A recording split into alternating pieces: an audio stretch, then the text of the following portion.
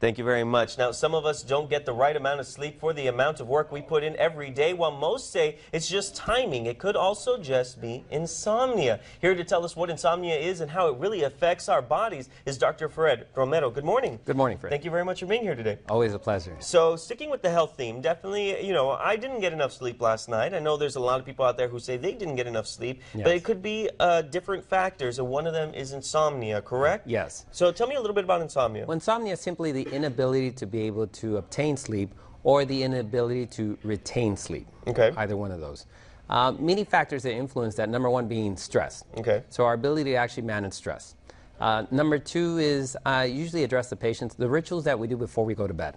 Technology hasn't helped in that we find a lot of people on their iPads, laptops, or computers, or even watching TV.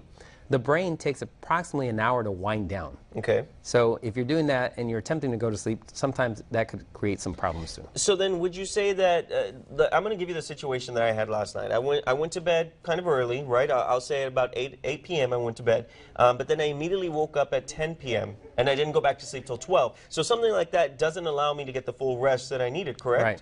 Right. When you interrupt your sleep, your body's trying to achieve different levels of sleep, which we call REM sleep, and different levels.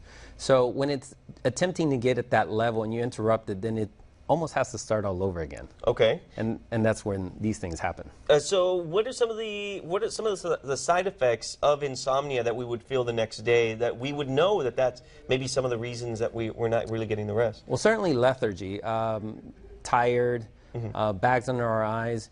The problem isn't if it happens occasionally. Okay. It's always when we see a pattern of it. When it becomes a pattern and we become increasingly more and more tired, then we know we have an issue. So insomnia is actually not the fact that I didn't sleep one day, but a pattern of that.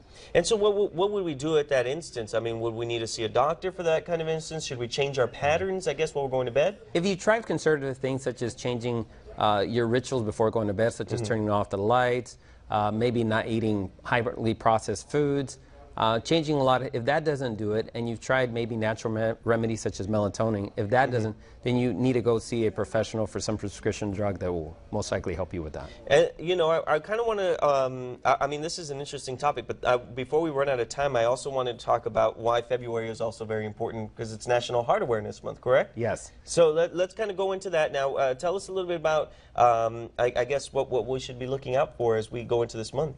Well, certainly be doing all your exams. A lot of people are starting their ritual annual exams, and make sure that you include all your lab exams, heart exams. Okay. So make sure that you ask your doctor, hey, what can I do to keep my heart healthy? There's two exams that I like, homocysteine and C-reactive protein. So when you go see your doctor, say, aside from all the other labs you want me to do for my annual exam, I know it's heart month, so can you throw in these two exams? Okay, and then I have a question really fast.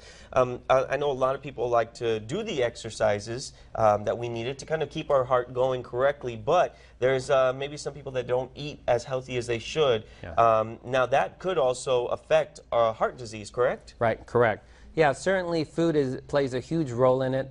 The most simple thing is let's try to stay with real food and stay away from as much refined foods as possible. And most people focus on oils and maybe cholesterol. Focus more on staying away from sugars. That's probably the thing. So we need to shift our focus from oils and fats to more staying away from sugars. Of course. And if there's people who have any questions about any of this, whether it be insomnia or about especially National Heart Awareness Month, how can they contact you?